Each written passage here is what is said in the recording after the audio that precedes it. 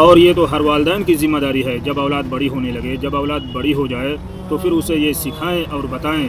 जब तुम एक ख़ानदान के सरपरस्त बनोगे तो फिर तुम्हें हर तरीके से, हर लिहाज से ख़ुद को काबिल बनाना होगा। जज्बाती तौर पर, माली तौर पर, जिस्मानी तौर पर और रूहानी तौर पर तुम्हें ख़ुद को इस काबिल बनाना होगा ताकि तुम अपने ख़ानदान की, अपनी औलाद की सही तरबियत कर सको। नहीं बताते मेरा भाई, हरगिज़ नहीं बताते। बस एक ही चीज़ बताते हैं कि ज़्यादा पैसे कैसे कमाना है। 18-20 साल का हुआ नहीं कि उसका पासपोर्ट बन जाता है और वो बाहर चला जाता है। 15-20 साल तक घर वाले उसको निचोड़ते रहते हैं। कैसा है, आम को हम लोग चूस कर गुठली को फेंक देते हैं, बिल्कुल ऐसे ही है। 15-20 साल के बाद फिर उससे बोलते हैं कि अब अपना अपना देखो। ये हो रहा है मेरे भाई, ये तरबियत है।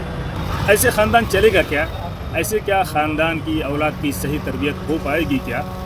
वो कहते हैं कि ये सब हम खुद कर लेंगे, तुम्हारे बच्चों की सही तरबियत हम कर देंगे, तुम सिर्फ पैसे कमाओ।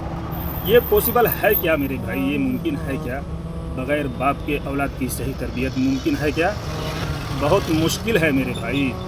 कितना भी समझाओ लोग नहीं समझेंगे। जैसे कि ट्रेन जो है अपनी पटरी से नहीं उतर सकती, अगर उतर गई तो एक्सीडेंट हो जाएगा। बताने के लिए बहुत कुछ है मेरे भाई, बहुत सारे केसेस हैं मेरे भाई, बहुत सारा नुकसान है, मगर समझदार के लिए इशारा ही काफ़ी है। असल में होता क्या है, जब ये 18-20 साल का हो जाता है तो इसका पासपोर्ट बनवा दिया जाता है और इसे कमाने के लिए कहीं बाहर भेज दिया जाता है। और ये वहाँ पर सिर्फ ड्यूटी ही नहीं कर रहा होता है, कुछ और काम हैं जो ये कर रहा होता है। सुबह, दोपहर, शाम अरबियों के पीछे पीछे अरबाब अरबाब अरबाब अरबाब ये झुका रहता है मेरे भाई, सिर्फ इस चक्कर में कि कमाई थोड़ी और बढ़ जाएगी।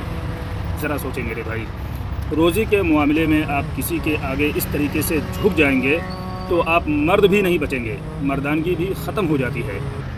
अच्छा, इसके अंदर थोड़ा बहुत जो जज्बा बचा रहता है उसकी बिना पर ये अपने घर वालों से कहता है कि इस तरह की ज़िंदगी कब तक जीऊँगा मैं, अब मुझे आना है, वहीं पर कुछ करना है। तो घर वाले क्या बोलते हैं, थोड़ा वक्त और रुक जाओ, कुछ काम और बाकी हैं, फिर यहीं रहना है, वहाँ थोड़ी ना हमेशा हमेशा रहना है। यही बोल बोल के उसका 15 से 20 साल खा जाते हैं मेरे भाई। फिर क्या होता है, फिर औलाद इसकी बड़ी हो जाती है, कोई 18 साल का, कोई 15 साल का, कोई 10 साल का। फिर इसकी अपनी फैमिली इससे सवाल करती है कि तुमने मेरे लिए किया ही क्या है?